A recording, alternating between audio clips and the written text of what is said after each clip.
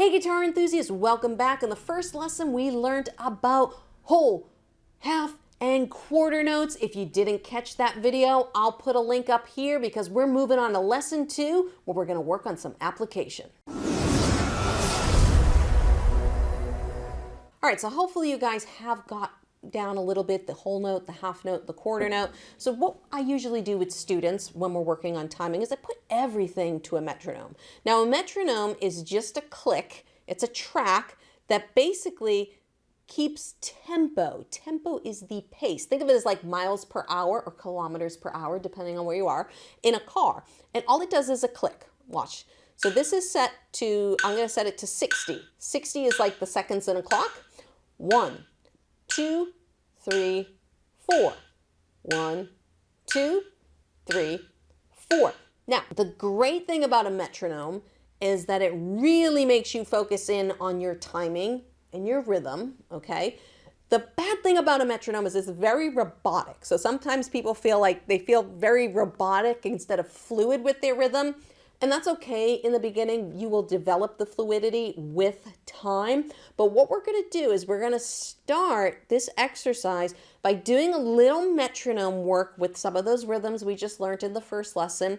And then the second half of this video, we're going to play some chords. And I want you guys to work as a listening exercise to see if you can start hearing the timing of when chord changes are coming. Because when you're listening to songs and you're trying to figure out strumming patterns, you got to be able to hear where that next chord change is coming. Is the chord play for 2 measures or 1 measure or half a measure? We want to be able to hear those things. So first, let's start with the metronome exercises. So I'm going to keep this at 60 beats per minute. If you guys feel like this is too slow for you, you can use the settings cog to speed it up. If you feel like it's still too fast, you can use the settings cog to slow it down.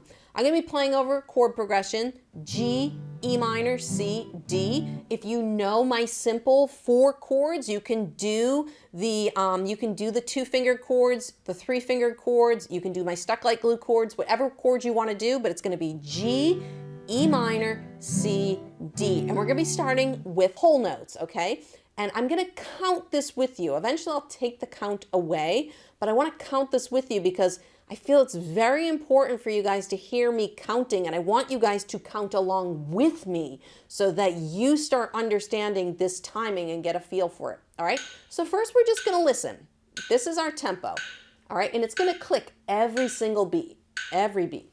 Okay, but we're only going to play, we're going to strum for 1 beat, but we're going to let it ring out. We're going to do whole note strumming first. Okay, so here it is. It's going to be 1, 2, 3, 4. That's our rhythm. 1, 2, 3, 4. Starting on G. 2, 3, 4. Ready? 1, 2, 3, 4, and 1, 2, 3, 4, and 1, 2, 3, 4, and 1, 2, 3, 4, and 1, 2, 3, 4, and 1, 2, 3, 4, and 1, 2, 3, 4, and 1. Let's do it one more time to G.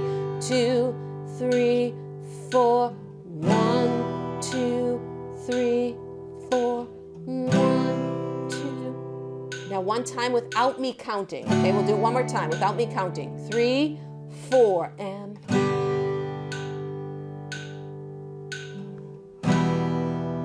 you can keep counting if you want to.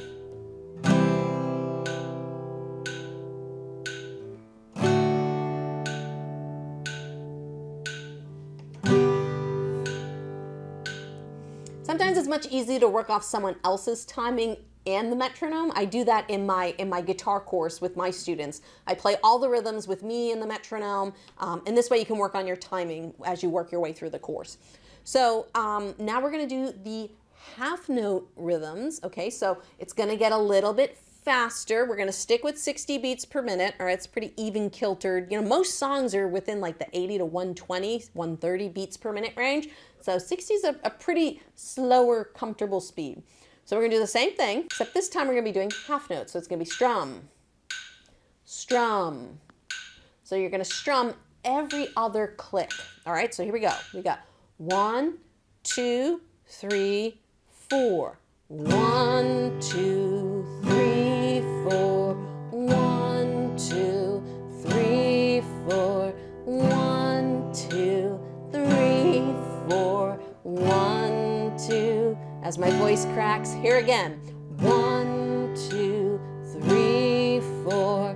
1, 2, 3, 4. 1, 2, 3, 4. Now without me counting.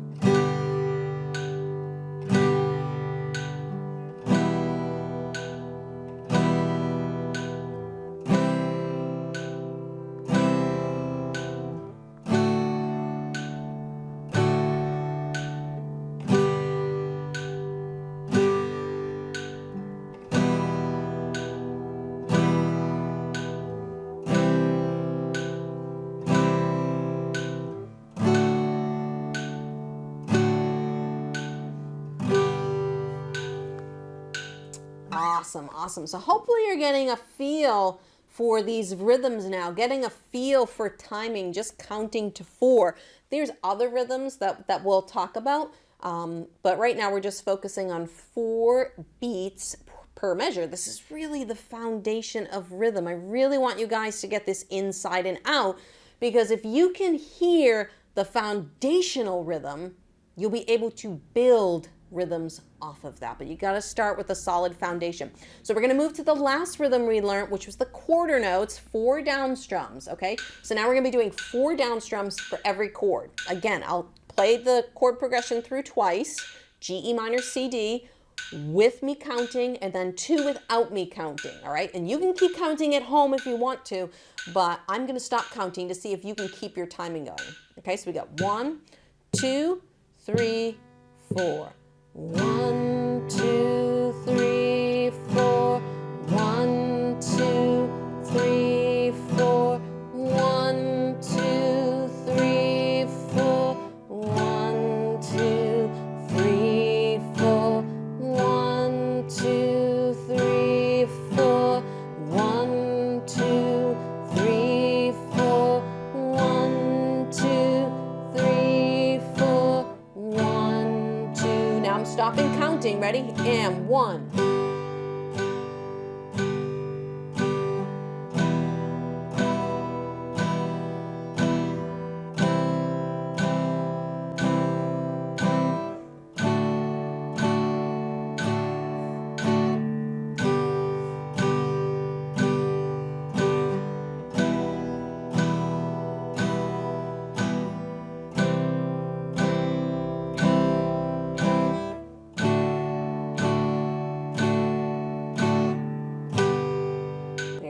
Go. So people ask me all the time, Lauren, do you always do the counting all the time? And eventually, no. For certain things, I do still have to count depending on how intricate the rhythm is.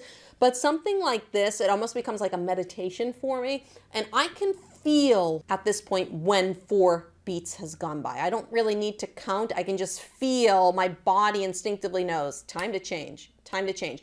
And you'll get to that point enough, but you need to put enough time into doing stuff like this to get the rhythm ingrained. Because one of the biggest things students ask me all the time is like, my timing is horrible. How do I fix my timing? You have to focus on the foundation. If you can't count to 4 and stay in time, how are you going to expand? How are you going to start playing some really intricate rhythms if you can't maintain just the bass line? So what we're going to do in the next lesson in this series is we're going to listen to some songs, and I want you to see if you can count it out with me and hear when chord changes are happening. See if you can hear the rhythms and what's going on. We're not going to figure out any rhythms yet. I just want to work on, can you hear when a chord change is coming? Can you hear when something different happens in the rhythm?